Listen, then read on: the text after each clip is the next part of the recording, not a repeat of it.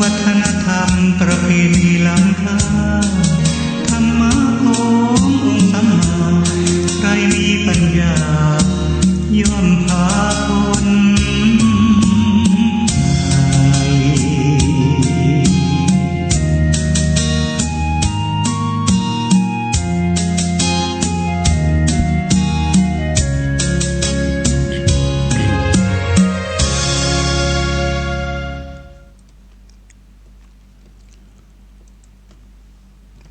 ขอยกมือ10 นิ้วกราบนบนอบน้อมอย่างพระติรัตนเกี้ยวเจ้าตั้ง3 ประการอันมีพระพุทธพระธรรมพระสงฆ์อันเป็นสรณะที่เปิ่งที่เคารพนับถืออันสูงสุดในชีวิตกราบคารวะแตบไตไวยสาปารมีธรรมพระมหาเถรานุเถระภิกขุสังฆสามเณรเจ้าจุตนจุองค์อันใหม่มีพระเดชพระคุณหลวงปู่พระเทพโกศลตีปรึกษาเจ้าคณะภาค7เจ้าอาวาสวัดศรีโสดาพระอารามหลวงตำบลสุเทพอำเภอเมืองจังหวัดเชียงใหม่พระเดชพระคุณหลวงป่อท่านเจ้าคุณพระเทพปริยัติเจ้าคณะจังหวัดเชียงใหม่เจ้าอาวาสวัด7 ยอดพระอารามหลวงตำบลจ้างเผือกอำเภอเมืองจังหวัดเชียงใหม่พระเดชพระคุณหลวงป่อท่านเจ้าคุณพระเทพรัตนนายกท่านเจ้าคณะจังหวัดลำพูนพระเดชพระคุณหลวงป่อท่านเจ้าคุณพระรัตนมุนีท่านเจ้าคณะจังหวัดเชียงรายพระเถรานุเถระเจ้าคณะพระสังฆาธิการภิกขุสงฆ์สามเณรจุตนจุองค์โดยความเคารพขอเจริญสุขเจริญปรญาติโยมศรัทธาสาธุชนสันนิบาตตันเข้าจุหนุ่มเท่าใจยิงขอน้อมต้อนรับทุกท่านเข้าสู่รายการมรดกธรรมกำเมืองต่างสถานีวิทยุพระพุทธศาสนาแห่งชาติและสังคมคลื่นเพื่อการศึกษาพระพุทธศาสนาและจริยธรรมและวัฒนธรรมส่งสัญญาณออกอากาศณสถานีวิทยุวัดฝ่ายหินตำบลสุเทพอำเภอเมืองจังหวัดเชียงใหม่ในระบบคลื่นความถี่ FM 104.50 เมกะเฮิรตซ์สถานีวิทยุพระพุทธศาสนาวัดหนองกายตำบลสันปะยางอำเภอแม่แตงจังหวัดเชียงใหม่ส่งสัญญาณกระจายเสียงในระบบคลื่นความถี่ FM 99.75 102.0 และ 89.25 เมกะเฮิรตซ์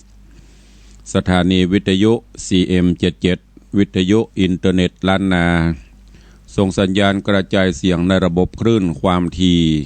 FM 97.5 เมกะเฮิรตซ์และสถานีวิทยุพระพุทธศาสนาจังหวัดเชียงรายส่งสัญญาณกระจายเสียงในระบบคลื่นความถี่ FM 99.50 เมกะเฮิรตซ์ตลอดจนวิทยุชุมชนเสียงตามสายหอกระจายข่าวตามวัดวาอารามต่างๆและพร้อมกันนี้ก็ขอเจริญสุขเจริญปรสาธุชนญาติโยมที่ได้ติดตามรับฟังต่างเฟซบุ๊กเฟซไลฟ์ต่างเว็บไซต์ต่างๆบ่ว่าจะเป็นเฟซบุ๊กของท่านเจ้าตุเจ้าบ้านนอกทิตะสิโปวัดศรีรัตนมงคลร้องยาวก็ดีเฟซบุ๊กของวัดวังสิงคำเฟซบุ๊กของ104ธรรมะคลายเครียดเฟซบุ๊กของวัดฝ่ายหินแล้วก็หลายๆเฟซบุ๊กที่เป็นเพื่อนในกลุ่มในไลน์ในเฟซบุ๊กที่ได้สดับรับฟังแล้วก็ได้กดแชร์กดไลค์ส่งสัญญาณให้ญาติธรรมในกลุ่มในเพื่อนฝูงได้สดับรับฟังกันอยู่ในเวลานี้รายการนี้ดำเนินโดยอาตมภาพพระครูวิสิทธิ์ศรีลาภรณ์เจ้าคณะตำบลป่าแดด เจ้าอาวาสวัดวังสิงคำตำบลป่าแดดอำเภอเมืองเชียงใหม่จังหวัดเชียงใหม่เป็นผู้ดำเนินรายการนำเอาเสียงธรรมะปืนบานล้านนามาพบมาปะกับทุกท่านในยามเจ้าตั้งแต่เวลา6 โมงป่ายซะหน่อยถึง7 โมงโดยประมาณ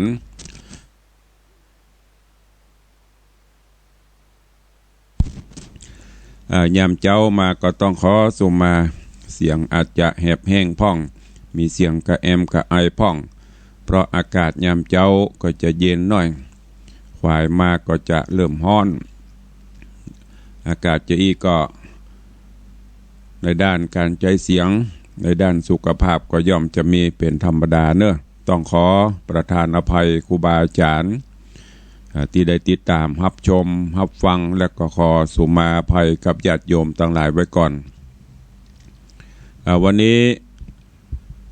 สถานการณ์ต่างๆในด้านของโรคระบาดโดยรวมทั่วโลกก็ยังอยู่ในช่วงที่น่าวิตกอยู่โดยเฉพาะแถบต่างยุโรปต่างประเทศมหาอำนาจก็รู้สึกว่าสถิติก็ยังเพิ่มขึ้นอยู่แต่ประเทศไทยเฮานี้ก็ถือได้ว่าดีขึ้นระดับหนึ่งในด้านการป้องกันและที่สำคัญก็คือความร่วมไม้ร่วมมือของพี่น้องประชาชนที่ได้คือความร่วมไม้ร่วมมือร่วมแรงร่วมใจกันเพื่อสกัดกั้นป้องกันโรคโควิด-19คือมันราบคาบคือมันผ่านพ้นไปได้รับข่าวสถิติการเสียชีวิตในเมืองไทยเฮานี้ก็ขึ้นเลข4แล้ว40ปลายละ40กว่าศพ แล้วก็ที่รักษาอยู่ในโรงยาก็ยังมีนักอยู่รักษาหายแล้วปิกบ้านก็หลายก็ต่างคุณหมอต่างแพทย์ต่างพยาบาลบุคลากรต่างการแพทย์เปิ้นก็ระดมกันเต็มที่เพื่อป้องกันชีวิตและทรัพย์สินต่างๆอันนี้เป็นมหันตภัยเงียบอันใหญ่หลวงที่พรากชีวิตผู้คนไปเป็นแสนๆแล้วตอนนี้ทั่วโลกก็เป็นภัยเงียบ แล้วก็อันนี้ประห้องว่าสงครามโรค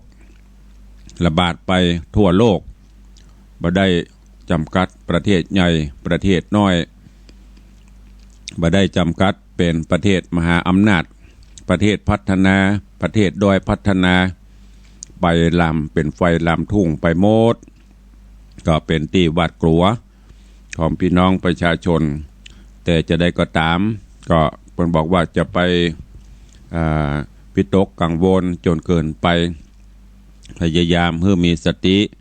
แล้วก็ให้รู้จักในด้านการป้องกันตัวเก่าเฮาและบุคคลรอบข้างโดยปฏิบัติตามคำชี้แนะชี้นำของเจ้าหน้าที่ทางการแพทย์ทางสาธารณสุขคือความร่วมไม้ร่วมมือกันก็อดเอาหน่อยเนาะมันมีเหมือนกันตัวบ้านตัวเมืองไม่ใช่กับบ้านเฮาคนเดียวสถานการณ์เช่นนี้ก็บ่มีภัยอยากจะให้เกิดขึ้นแต่ว่าเมื่อมันเกิดขึ้นแล้วเฮาก็ต้องมีสติช่วยกันระมัดระวังครั้นว่าระมัดระวังจนถึงที่สุดมันจะเกิดขึ้นอันนั้นก็เป็นเรื่องของเวรกรรมที่พระพุทธเจ้าได้ตรัสไว้ กรรมมุนาวัตติโลโกสัตว์โลกย่อมเป็นไปตามกรรมอย่างจะเกิดมันก็เกิดขึ้นแต่ว่าเฮาก็พยายามป้องกันให้จนสุดความสามารถเนอะคือความร่วมไม้ร่วมมือจะไปฟังจะล่าใจจะไปหันว่าข่าวมันชาลงไปเริ่มจะล่าใจทำตามที่เคยทำก็ต้องกระชับต้องมีสติ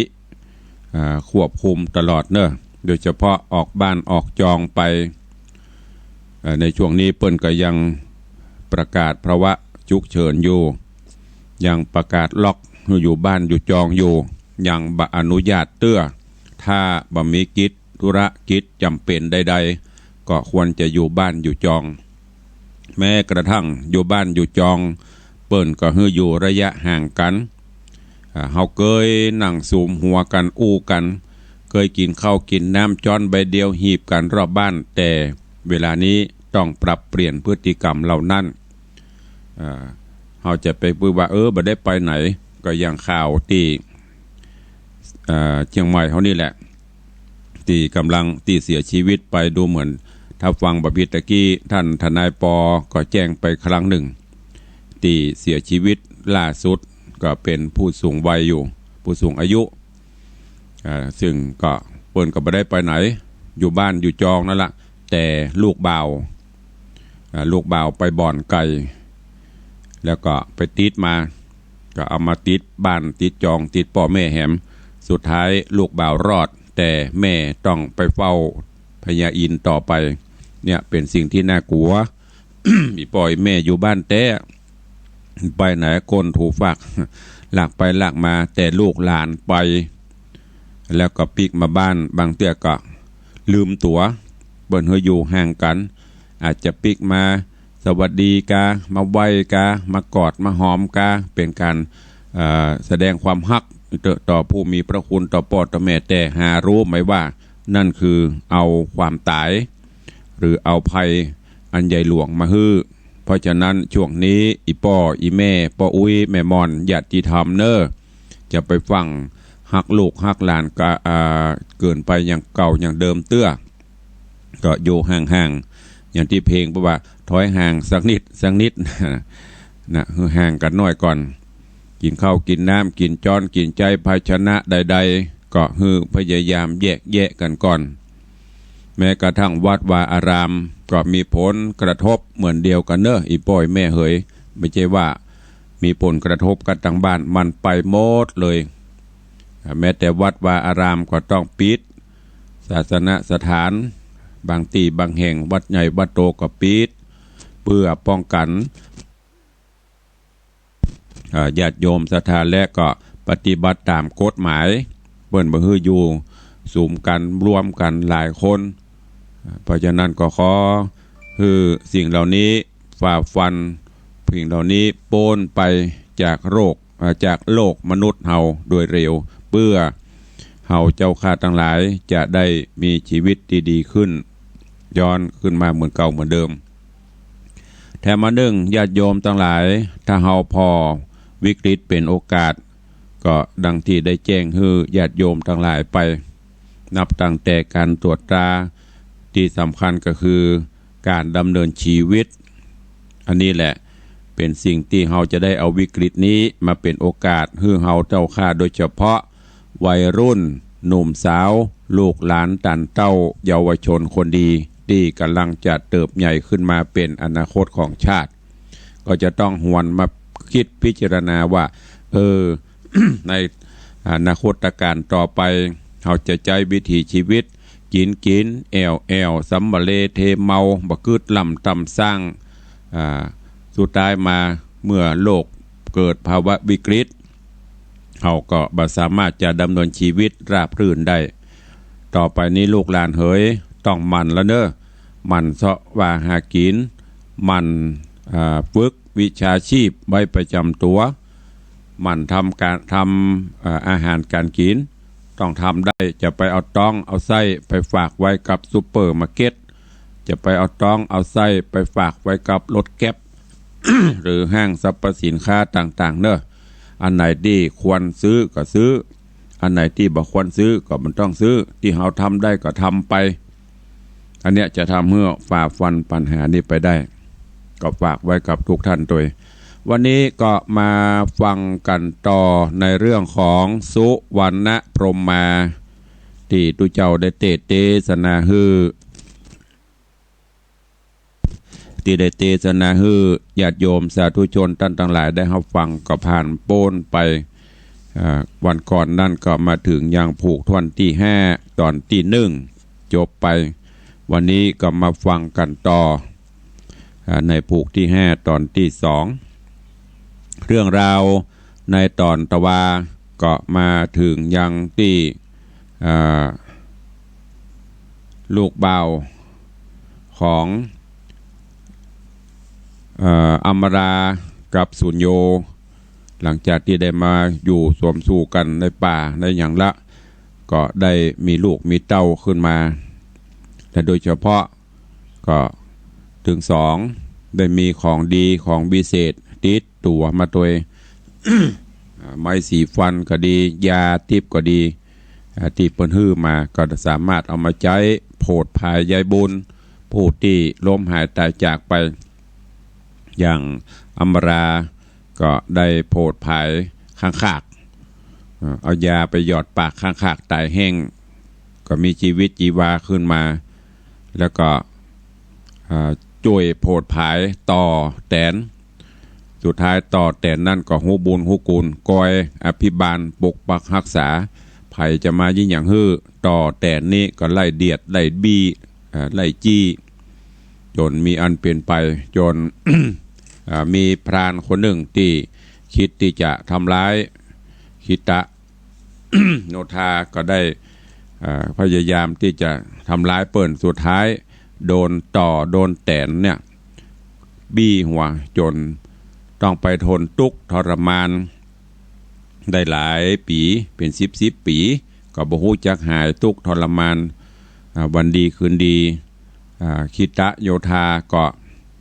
ไปพบไปปะไปหั่นใส่ก็ช่วยเหลือเอาน้ำลายเนี่ยมาแปดมาตาพรานคนนั้นก็หายเป็นปลิดทิ้งแล้วก็จะทดแทนบุญคุณของคิตะโยธาอันนี้แหละตามที่เฮาญาติโยมอีป่อยแม่เคยได้ยินที่เปิ้นว่าถ้าเพิ่งบีเพิ่งปีหรือว่าแตนปีมื้อนี้นะถ้าหากว่าบ่มียาใดอันนี้จะเป็นจะได้หัวเนื้อเปิ้นเล่ามาเปิ้นบอกมาแล้วก็มาประสบกับได้ยินได้ได้เตะธรรมนี้ก็มันเหมาะกันคนเฒ่าคนแก่หรือญาติโยมที่เปิ้นเคยโดนต่อโดนแตน โดนเพิ่งปี้นะจะล่วงสวดบ่มีอันใดเปิ้นว่าเอาน้ำลายเขานี่แหละเอาน้ำลายเขาเนี่ยปี้ทาไปก็จะทำให้คลายพิษน้ำลายไปลิ้นเขาเนี่ยเคาะน้ำลายที่ลิ้นน่ะบอกว่าเด้ออย่าไปเจ้าของดีลองนะแต่ว่าถ้ามันเป็นถ้ามันโดนปี้แตนปี้เพิ่งปี้ต่อเตนหมดเนี่ยก็ลองทดลองพอเนาะเนี่ยมันมาได้กับที่คิตะโยธาเอาน้ำลายไปทาฮื้อกับพรานป่าเนี่ยสุดท้ายปิดต่างๆก็มาลายไปแต่ว่าเทศนามาถึงที่นี่วันนี้ก็ฟังกันต่อว่าเรื่องราวของสุวรรณพรหมมาจักเปลี่ยนจะได้เจิญญาติโยมสาธุชนทุกท่านติดตามในตอนต่อไปณโอกาสบัดนี้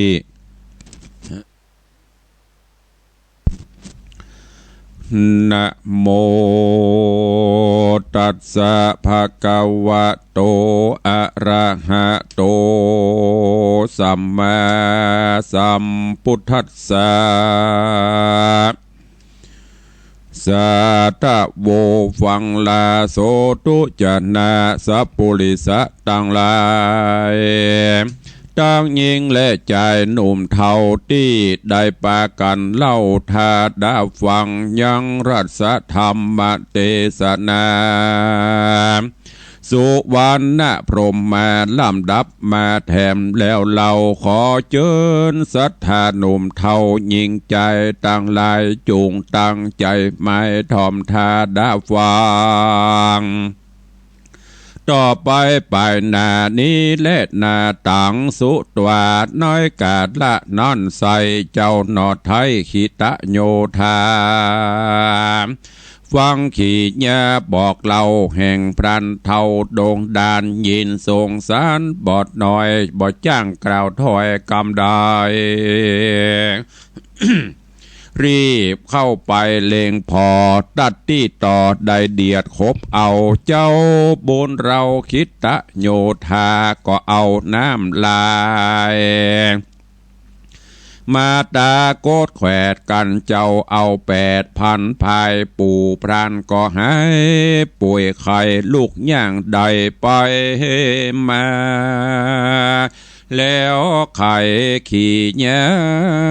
บบอกเล่าว่าโดราเจ้าหนอเนาบุญมีลุงยินดีหลายแหล่ที่เจ้าแผ่ขุนนาฮือโรกาหายขาดลุงบ่อาจแตนกูลเอาได้นูนตอบจะเอา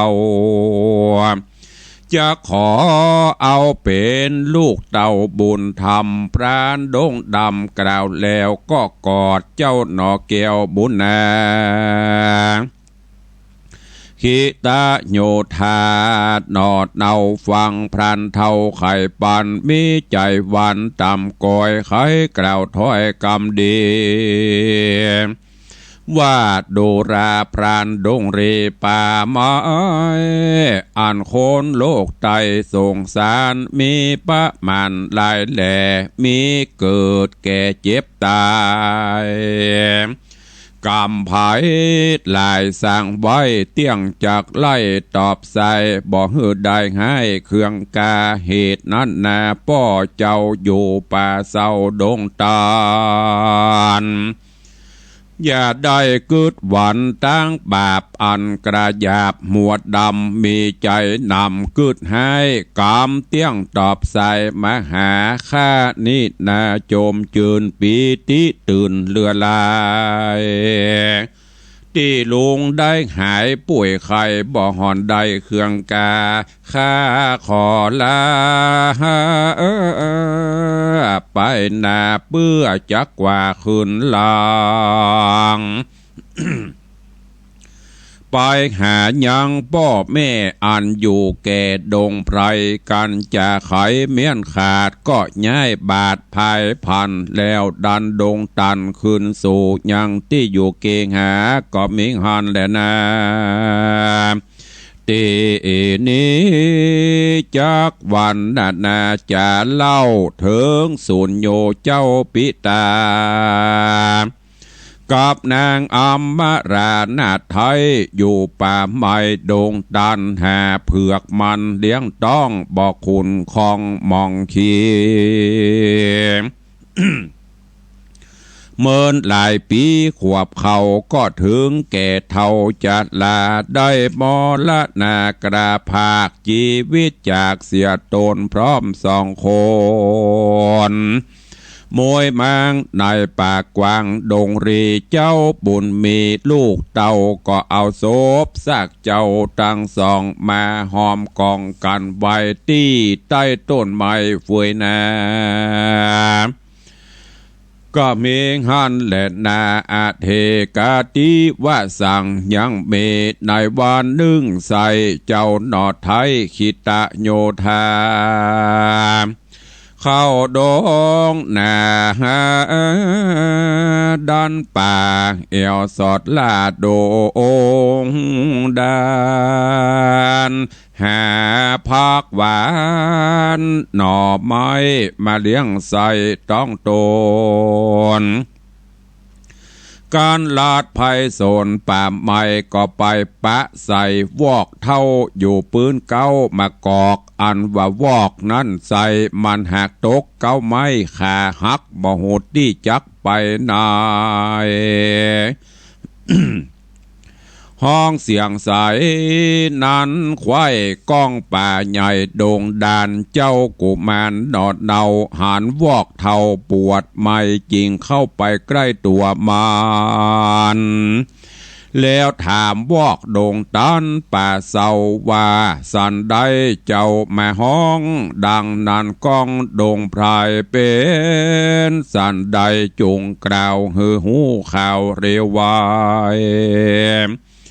วอกดงไพรนั้นเล่าก็บอกเล่าขี่แง่ฮือเจ้าคิตะโยธาได้หูส่วนเจ้ากลิ่นกรูหนุ่มหน้าเอา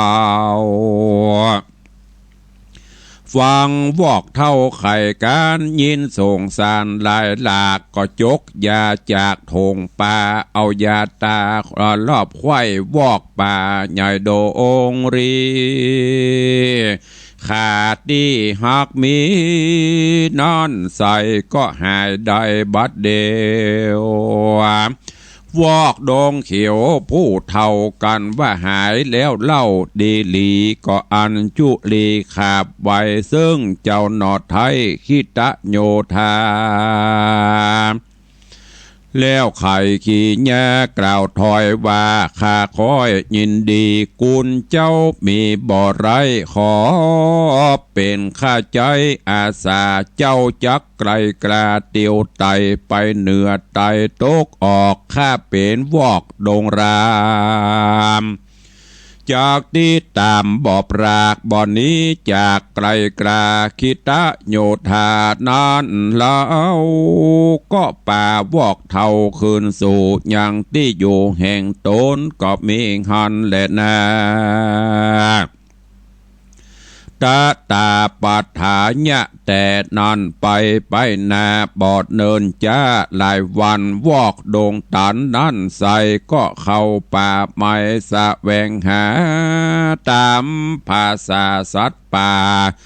เล่นแอวลาดดงไพรเถิงแดนไกลวังน้ำหันน้ำใส่ลำปูนแยง ดอกปานแดงป่าดอกปานแดงปานออกมีตุกขอกสาขาวอกดงนะหันแล้วใจปองเปียวเจยบานจริงก้อยการลงอาบปอสลาบกาญาแล้วจริงขึ้นมายังอยู่หิมแก้วกูโบกกรณีก็มีหันและนาตานายกาละนันเล่ายังมีนางนอดเนากินนารีเจ็ดคนมีงามอาจพันนพิลาศโสภาปากันมาแอวเล่นวิดวิ่งเต้นโด่งขวางถอดปีกห่างวางไว้ลงเล่นไล่ในน้ำจำละพร่ำกาอาญาวอออกดงนากันหันปีกห่างมันนาวางไว้รีบเข้าไกลเร็วไวเอาเผาไฟจนเสียงโมดเลี้ยนเกลียงบ่ลอเจ้าสอบวอกเท่าก็รีบไต่เต้าคืนสู่ยังที่อยู่ของมันก็มิหันและนามือนนางกินนารีมวนหมู่อาบน้ำอยู่ยินดีบระมวนดีเมียนควายก็ปากันไต่สู่ปลายบนปีกห่างต้นที่วางไว้ที่ใต้ต้นไม้ฝวยนายินสั่งการหลายหลากว่าสั่งมาจากนี้หายเขาตั้งหลายหน่อยใหญ่เสาะเสียงควายไปมาตามพระนาป่ากวางเลาะหลืบข้างดอยจันบ่จะบ่หอนจักหานที่นายต่างมีใจโศกไม่ร้องร่ำให้ปริเวทนาบ่อาจไกลกลาคืนสู่ยังที่อยู่เมืองตนต่างเวบนบุญว่าเตียวไปนาภายพันเขาป้ากันหิวหอดป้ากันยังจอดปืนไม้ก็หันใส่เต้าแต่งตั้งพริกแดงโกยอ้อยแห่งเจ้าหนอน้อยคิตะโยธาแล้วตั้งปากันเอากินด้วยใจเย็นจื่นสู่ดังกล่าวอูจอมกันเสียงเนืองนันสะเศร้าสะนันดาวดงรีก็มีหันและนาตานายกาดละนั่นใส่เจ้าหนอไทยคิตะโยธาได้ออกมาเก็บแต่งกับพริกแดงหน่วยไม้ก็หันใส่กินนารีลักษณะดีใจจะดังนางฟ้าปายบนลง สู่เมืองโคโอโลกตายเจ้าจริงได้จะถามว่าโดรายิ่งลามมวนหมู่เข้ามาสู่สถานเงี่ยใจหันแต่เล่าบ้านสู่เจ้าอยู่ที่ไหนบอกมาไปอย่าจ้านางนอดลากินนารีก็ไข่กำดีกล่าวอูว่าบ้านข้ามีอยู่จอมดอยไกลจ้อยบ่อยเหลือขนาดบนไกลลาดขิลี7 คนมีพี่น้องแอวเตะต้องมนุษย์สาฮอนกาญญาเหลือล้ำเล็งหันน้ำโบกครณีจตุรัสมีสีแจงน้ำบ่อแห้งเย็นสายดังมีใจใครอาบหือสลาบกาญญาป้ากันมาถอดปีกหางเว้นดีกว้างหางเว้นหลีกบางใบหิมบวกใหญ่ผาจานปีกหางมันหายซอยบ่หันหอยสักหยาดตุกไม่มาดเครื่องกาขอขุนนาภายโพดงดเบนโตดผู้ขาอันพรากนาลงมาคิตะโยธาหนุ่มเนาฟังกำเล่าไข่ปานมีใจหวานตามก็จริงกล่าวถอยขี่แย่ว่าสูนินามวลหมู่จุงได้อยู่จอมกันข้าจักปั่นเข้าน้ำวัตถุพร่ำเหือนนอนบ่ฮืออาวรเดือดไม่7 คนนี้สายนำนาเป็นภริยาแห่งข้าสู่จักว่าสันใดจูงรีบไขบอกกล่าวหือหูข่าวตามมีนางกินนารีใหญ่น้อยต่างกล่าวถอยพร้อมกันว่าข้าบ่อาจผ่านคืนสู่จักขออยู่ที่นี้บ่ขอลีไปไหนแลนาตีนั้นเจ้าน้อยนาดบุญมีก็ปานางกินนารีมวลหมู่ปอกเต้าสู่เกหาต่างปิญาโจมจืนปีติตื่นยินดีก็มีหันและนาตาโตโอโหปัฏฐาญะแต่นั่นไป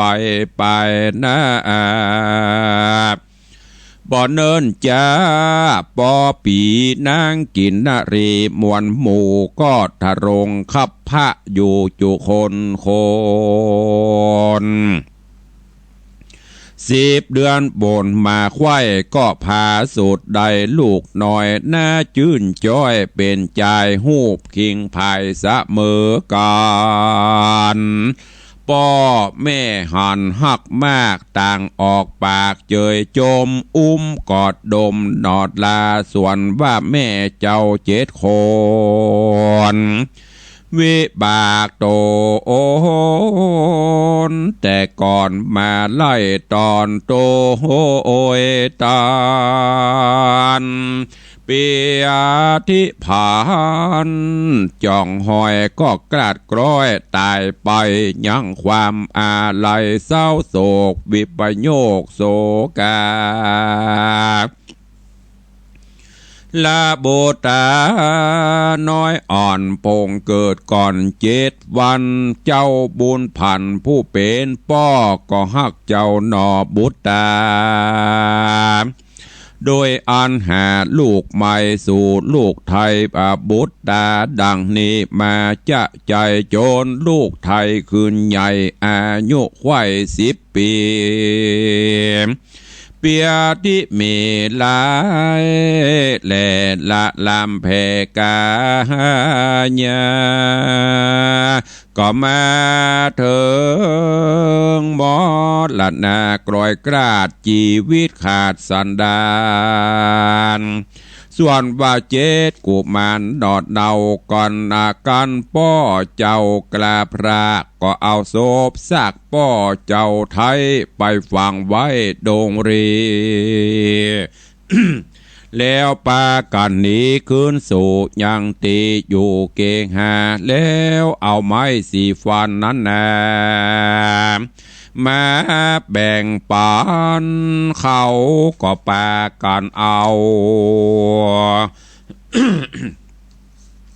เอาไปใจเอาไปก็บ่สมใจไฟหมายเข้าตั้งหลายมวลหมู่ต่างละขว้างอยู่ดงตันก็มีหันและนากีละดังได้หูมานียังมีเต้าพญาสะเวยปลาใหญ่กว่าอ่างมีชื่ออ่างว่ามันตราชนกรเต้าผู้ทอนพระผู้ทอนเต้าเจ้ามีลูกเต้าเป็นหญิงสมเปิงปิงสางาอายุ15 ขวบปีชื่อสุมาลีนอนอยดาวยอดซอยปุรียังมียันดีใจจ่าเหตุเจ้าฟ้ายศใหญ่นอบนบน้อมไว้คืนวานการอายุผ่านแก่เท่าเต้าเป็นเจ้าลวดตายไปยันดวงใสนั่นใสคนน้อยใหญ่ยิ่งใจก่อนละใบได้ปางเป่าบ่หูเหล่าหักษาบ่หูวันตาขาบใบบ่เข้าไกลต่างทำกระทำกรรมต่างบาปอันกระหยาบสามัญบ่เนินนานแต่เล่าคนหนุ่มเท่าหญิงใจต่างมีใจหมายหยาบกระต่างคำคาเสียกันเลยไล่ฟันบูบตีตายละหนีมวยบางละเมืองกวางมองได้คนยิ่งใจม้วนหมู่หนีไปสู่แดนไกลอยู่ดงไพรป่าไม้ส่วนนางนาไทยบุญมี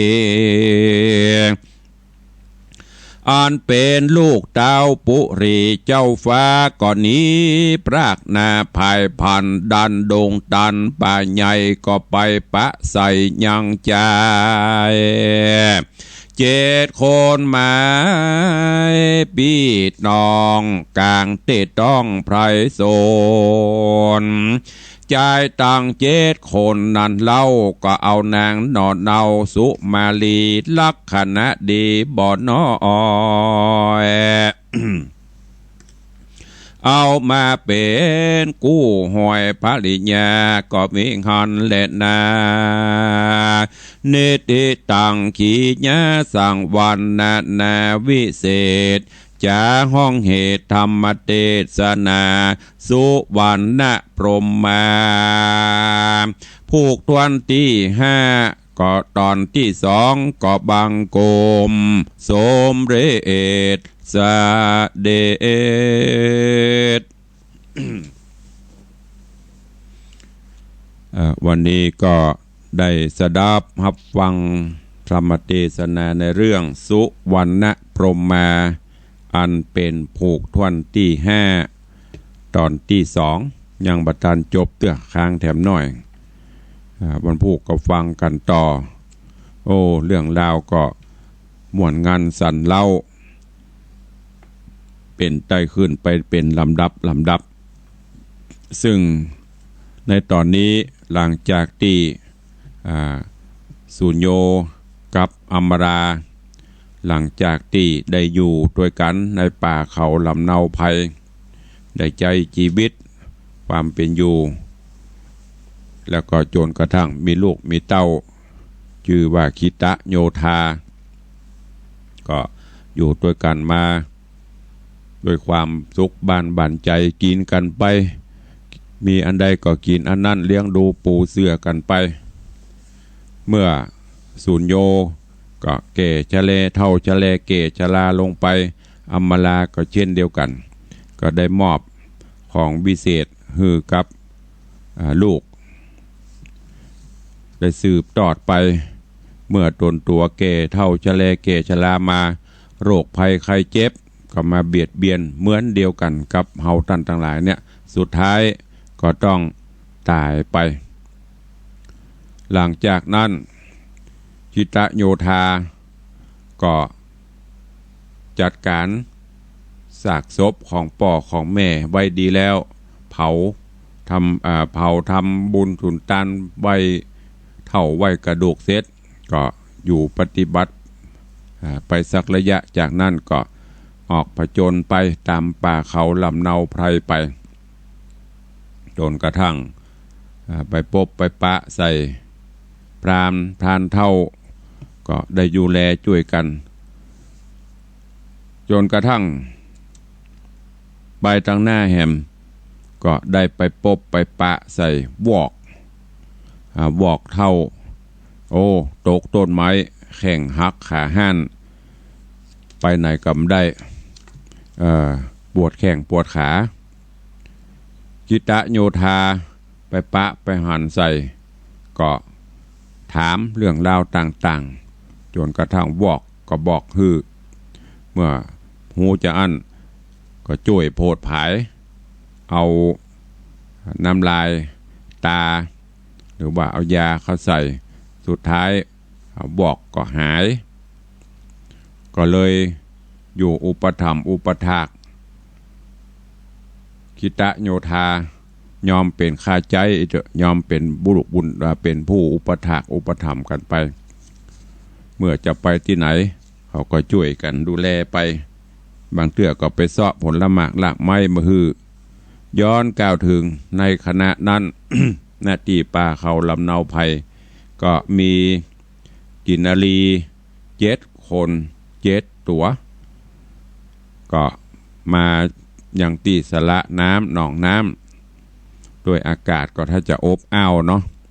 ก็เลยถอดปีกถอดหางเครื่องทะลงอย่างต่างๆไว้แล้วก็ป้ากันลงไปเล่นน้ำในแม่น้ำเป็นที่สนุกสุขเสริญวอกมาปะมาหันใส่ปีกใส่หางของกินนรีวางไว้ก็เข้าไปพ่อไปเล็งค่อยๆแยงๆมันถ้าจะบอกฮู้เนาะว่าเป็นอะไรอย่างยบไปยบมาอดไปได้เอาเพื่อนไปเผา เอาปีกเอาหางของกินนรีที่ถอดไว้เอาไปเผาจนหมดจนเสี่ยงเหลือสักอันแล้วกับบัยินดีตีขาเนี่ยฟังไปเตียวไปปิกปวะไปอยู่ที่อยู่มันบ่กินนาลีทั้งหลายเล่นน้ำอาบน้ำชำระอย่างเรียบร้อยเย็นสลับอาบเย็นสวงเสร็จก็ปากันขึ้นจากน้ำจะมานุ่งมาทะลงจะมาใส่ปีกใส่หางเอาที่วางไว้เอาตกกระจายมีไหนหมดนี่ตะกี้กองไว้ที่นี่ประเดี๋ยวนี้มันมีที่ไหนซ้อหาที่ไหนก็บ่ปะต้นไม้ก็ได้ไปหาต่ำโคนไม้ต่ำหลืบต่ำซ่อนที่ไหนก็บ่ปะเอาจะเนี้ยจะได้นี่ก็ปะกันมารำให้ร้องห่มร้องให้เป็นที่ปริเวทนาเนี่ยจะได้จะบินปีกก็ปีกไปได้จะไปทางไหนก็ไปไปได้ต่างก็มาบุญวะบุญบายก็ป้ากันเอาทางหน้าเป็นไปบินไปได้กับปีกไปบินไปได้กับเตียวด้วยความหิวจนเตียวไปปุ้นไปปะไปจอดที่ปืนต้นไม้ก็ไปหันใส่บัดเต้าบัดแตงใส่พริกใส่อ้อยใส่อย่างเนี้ยอันนั้นก็ไม่ใช่ห้องไผ่เป็นของคิตโยธาเปิดอมละมาไว้กินนาลีกับปลากันไปกินของเปิ้นประตกประเสี่ยงกินอิ่มนำสำราญแล้วก็ให้หัวกันคิกคอกเนาะตะกี้มันหิวอย่าหน้าเศร้าหน้ามานปานไหนก็ไม่ได้ประเดี๋ยวนี้กินอิ่มละ ขณะที่กำลังอิ่มต้องอิ่มไส้สนำสุขสมสนันกันนั่นคิตะโยธาก็ได้ออกมาเพื่อที่จะมาเก็บบะเต้าบะแตงพริกเดียวละไว้หันโอ้ไปหันใส่กินนาลีก็แงมพิลีพลอเห็นนี่เหมือนจะเปรียบเสมือนอย่างนางฟ้าเสด็จจากสวรรค์ฝากฟ้าลงมาสู่โลกล่าเมืองคนนี่คิตะโยธาก็ถามว่าสู่เจ้าตั้นเจ้าน้องทั้งหลายมาสู่สถานที่นี้อย่ามาจิตใจอย่างเด็ดเดี่ยวแต่ล้อในป่าเขาลำเนาภัยนี่มันจะมากันได้ง่ายๆแล้วบ้านน้องเจ้าเขาอยู่ที่ไหนบอกมาโลนอเน่ากินนาลีทั้งหลายก็อู้จ่าเรื่องราวต่างๆว่าปุ่นอยู่จอมดอยปุ่นไก่นักแกแล้วก็มี7 คนด้วยกันโดยความปากันมาแอวในเมืองมนุษย์แล้วก็ฮ้อนปากันลงไปเล่นน้ำพอเล่นน้ำเย็นใจจื่นใจบานแล้วก็จะปีกเป็นว่าไอ้ปีกหางหายสวยปะไหนก็บ่ฮู้ไผเอาปะได้ก็บ่ฮู้จะปีกก็บ่ได้ก็เลยตุกอกตุกใจเลยขนาดพี่เหยปากันดันโดนมานี่มาปะมาใส่ผลหมากหลากไม้เต้าแต่งของกินก็บ่ฮู้เป็นของไผด้วยความหิวก็ปากันกินเนี่ยจะได้ก็ขอปีขอตั้นได้งดโตดโตสาคือกับข้าน้องทั้งหลายเตอะคิตะโยธาได้ฟังจานแล้วก็อินดูจิตใจก็กึดจากที่โหดเกียดก็ลดลงไปก็เกิดความอินดูขุนนาก็บอกว่าสู่เจ้าทั้งหลายอยู่ด้วยกันเนี้ยบัดถ้าไปที่ไหนละข้าก็จะปั่นเข้าปั่นน้ำบรรทุพร่ำเฮือนนอนอย่างต่างๆดูแลเอาใจใส่สู่อยู่ด้วยกันเป็นฉันสามีภรรยาเป็นผัวเป็นเมียกันที่นี่เตอะตกลงปวงใจก็เลยเนี่ยใดจะปีกกับปีกบ่ได้เพราะปีกก็บ่มีห่างกับมีบินก็บ่ได้ปะไหนก็บ่ได้ก็เลยตกลงอยู่ก็อยู่ด้วยกันไปเมื่ออยู่ด้วยกันมาเมินนักแกจนกระทั่งถึง7 คนก็มีลูกมีเต้าออกมาอินนาลี7 คนลูกก็มี7 คนอยู่ด้วยกันต่างคนก็ต่างเลี้ยงของไผ่ของมันการเวลาผ่านโป้นไปคิตะโยธาก็เท่าแก่ลงไปตลอดจนกินนาลีต่างๆตั้ง7 คนก็เท่าแก่ไปสุดท้ายมาก็กลับมาถึงมัจจุราชเติงตันเปียทิโลกาก็มากลุ่มลุมสุดท้ายก็ถึงแก่มรณะก้อยกาดไปส่วนกุมารถึง7 คนก็กันว่าป่อตายแม่ตายก็ปากันเอาศพเอาซากไปฝังไว้อย่างไว้จากนั้นก็ปากัน ปิกไปสู่ที่อยู่ก็ไปหั่นไม้สีฟันพิเศษของป่อนนี่จะได้มันมี7 อันก็เอามาแบ่งกันล่ะ เปิดใจอันเดียวของตัวนี้7 อันเอามาหักกันไปก้อมเนาะแล้วก็เอาไปแบ่งกันคนละก้อมเอาไปใจกับนี้ใจอันหยังก็บ่ได้ใจต่างใดก็บ่ได้ล่ะเพราะมันขาดมันหักไปลูกมันไม่สมบูรณ์ก็หันว่าใจบ่ได้ก็ต่างคนก็ต่างเอากำขว้างวันละในดงในป่าหั่นย้อนกล่าวถึงในขณะนั้นก็มีเต้าพญาแห่มตา1ปกครองบ้านปกครองเมืองมีชื่อว่าพญามัตตราชก็ปกครองบ้านปกครองเมืองมีลูกไม่ยิงคนหนึ่งชื่อว่าสุมาลีแล้วก็พ่อพญามัตตราชนี้มีของดีก็คือมียันดีเพราะว่าได้ใจได้สวยโดยมนต์ใหญ่นี่และโดยยันดวงเนี่ยมาโดยตลอดเก็บรักษาบ้านรักษาเมืองมาถึงตัดที่นี่วันนี้เวลาหมดลงเดี๋ยววันพุธก็ทองต่อว่าในเมืองมัตตราชนี้จะมีอย่างเกิดขึ้นแหมยันที่มีนี่จะใจอย่างได้พ่องก้อยติดตามฟังกันในตอนต่อไปเนอะวันนี้ก็ขอโป่งวางไว้แต่เพียงเท่าอีก่อนวันนี้ก็ขออนุโมทนาบุญขอบคุณกับญาติโยมญาติธรรมเนอะที่ได้มาร่วมกินร่วมทานร่วมสร้างบารมีธรรมตะวันนี้ขอขอบคุณกับคุณโยมนางสาวภักจิตวัชระโสพลพิสิทธิ์นางสาวภักจิต วัชระโสพลพิสิทธิ์พร้อมครอบครัวญาติพี่น้องก็ได้มาร่วมโมทนาบุญสมทบในการสร้างพระเจ้าทองคำและก็แต่นพระพุทธรูปพระเจ้าทองคำตัวเองนอกจากนั้นขอบคุณกับโยมแม่สีมอนไพศาลยกิจได้นำปัจจัยมาร่วมสร้างพระเจ้าทองคำร่วมสร้างแต่นพระที่วัดวังสิงห์คำเนอะขออนุโมทนาบุญขอบคุณตัวเองแล้วก็ขอประชาสัมพันธ์ญาติโยมทั้งหลายต่างคณะสงฆ์ข้าราชการกำนันผู้ใหญ่บ้านอำเภอเมืองก็มีโครงการมอบปั่นน้ำมอบทำมอบน้ำใจต้านภัยโควิดก็ขอเชิญชวนญาติโยมเนอะท่านใดมีเจตนาใครร่วมบุญกุศลสงเคราะห์อนุเคราะห์ช่วยเหลือเปื้อนมนุษย์ร่วมญาติเฮายามเดือดร้อนเฮาก็บละกันเนาะไทยจะร่วมบริจาคเป็นข้าวสารเป็นมาม่าเป็นไข่อุปกรณ์ต่างๆหรือเครื่องมือแพทย์เป็นหน้ากากเป็นอย่างนี้ก็เอามาให้มาหอมได้เนอะจะผ่านต่างตุลุงก็ได้หรือทุกวัดในละแวดวงโขงอำเภอเมืองทุกหมู่บ้านก็เชิญได้จะร่วมเป็นปัจจัยก็ได้ตามจิตเจตนาศรัทธาเพื่อที่จะได้รวบรวมส่งไปทางส่วนกลางคือทางอำเภอจะได้แบ่งสรรปันส่วนไปมอบไปสงเคราะห์ช่วยเหลืออนุเคราะห์แต่ละชุมชนแต่ละบ้านต่อไป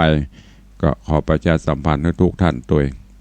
เอาละเวลาเหลือแถมน้อยใครจะอู้จะเอ่ยตัวเหลือแถมประมาณ 2-3 นาทีเนอะโทรศัพท์เข้ามาร่วมในรายการได้0817836540ฟังอยู่ที่ไหนฟังอยู่ทางใดสัญญาณชัดบ่ชัดจะได้โทรเข้ามาแจ้งผลการรับฟังหรือจะร่วมโมทนาบุญกับต่างวัดก็เจริญปอนเจิญได้เนอะ ท่านที่สัญจรผ่านไปทางเหนือถ้ามีโอกาสก็เจริญปอนเจิญเนอะแวะร่วมโมทนาบุญกับต่างวัดหนองกายซึ่งเป็นที่ตั้งสถานีวิทยุเฮาโซนทางเหนือท่านเจ้าอาจารย์พระครูจื่อเปิ้นลืมประขอประธานอภัยจื่อพระครูใหม่บล่ำได้ห้องนะแต่จื่อแต่จริงๆของเปิ้นท่านอาจารย์พระประหลัดประเสริฐท่านเจ้าอาวาสวัดหนองกายผู้อำนวยการสถานีผู้มีจิตใจเป็นบุญเป็นกุศลท่านเจ้าได้จัดกิจกรรมสงเคราะห์อนุเคราะห์ประชาชนหลายโครงการเนอะผ่านไปผ่านมาก็เจิญแวะร่วมสนทนาธรรมเจิญแวะทำบุญสุนทานได้ที่วัดหนองกายถ้าอยู่ทางใต้โซนในเมืองนี้ก็จะไปละไปลืมแวะเวียนขึ้นไปกราบนมัสการกูอาทิของราชครูพระอภัยสารทะตลอดจนไปไหว้สาบารมีธรรมของหลวงพ่อแล้วก็ไปเยี่ยมไปเยียนสถานีวัดฝ่ายหินหลังมช.เนอะหลวงพ่อธรรมโคปริยญานุศาสตร์ที่ปรึกษาเจ้าคณะอำเภอท่านเจ้าอาจารย์พระครูสมุวิสุวัตรวรกิโจก็รอต้อนรับญาติโยมอยู่ก็ไปร่วมแล้วก็ทำบุญสุนทานบำรุงการน้ำกับไฟบำรุงสถานีได้เนอะถ้าบ่มีท่านเหล่านี้ญาติโยมก็บ่ได้ฟังก็ขอเจริญปอนเจิญตัวมีก็จะวันนี้เจ้านี้มามีซักสายดักปิงบินบอยเนาะมีใครฟังทางใดซักตีซักโหนซักแห่งปีใหม่แล้วโควิดแล้วละกันไปหมดเนาะทางใดก็ดักปิงสัญญาณที่ส่งไปการกระจายเสียงถึงมดถึงมวลกันวันนี้บอกว่าจะเป็นสถานีวัดฝ่ายหินบอกว่าจะเป็นสถานีวัดหนองกาย CM77 หลายช่องทางแต่ปรากฏว่ามีคนโทรเข้ามาให้กำลังใจมีแต่เด็กหญิงบัวคำกำปูคาว่าจะได้ฮัลโหลฮะเงินอะไรยังแม่ส่งมาตั้งที่จดหมายนะครับแม่ได้ละโลหมื่นละที่ใส่ซองผ่านมาจดหมายได้รับเรียบร้อยแล้วเด้อแจ้งไปแล้วหรอ อบคุณเจ้าเจริญปอนโยมแม่เปิ้นเอาสตางค์ใส่ซองส่งมาได้รับไว้เรียบร้อยแล้วเนอะแล้วก็แจ้งไปหนก่อนแม่ทำตันได้ฟังขอบคุณตัวนอกจากโยมแม่บัวคำกำปูคาแล้วมีไผ่แหมที่ฟังสัญญาณไปถึงไหนไปทางใดพ่องกระลิงกระแล่งเข้ามาร่วม วันนี้มีสายเดียวที่อากาแฟนครับมีคนเดียวที่นอกแฟนรายการนอกนั้นหายแสบไปกับสังขารล่องหมดดักปิ้งบินบอย เอาละมีสายเดียวดีกว่าไม่มีเนาะเวลาก็หมดลงพอดีก็ขอนำรายการจากญาติโยมศรัทธานาบุญไปก่อนเนาะอยู่ดีมีสุขเหมือนกันจู้ตนจู้องจู้ผู้จู้คนเนอบุญกูลเกี่ยวเจ้าทั้งสามปกคมเปรียวกาศปลอดภัยจัตตาโลธรรมาวัตันติอายุวันโน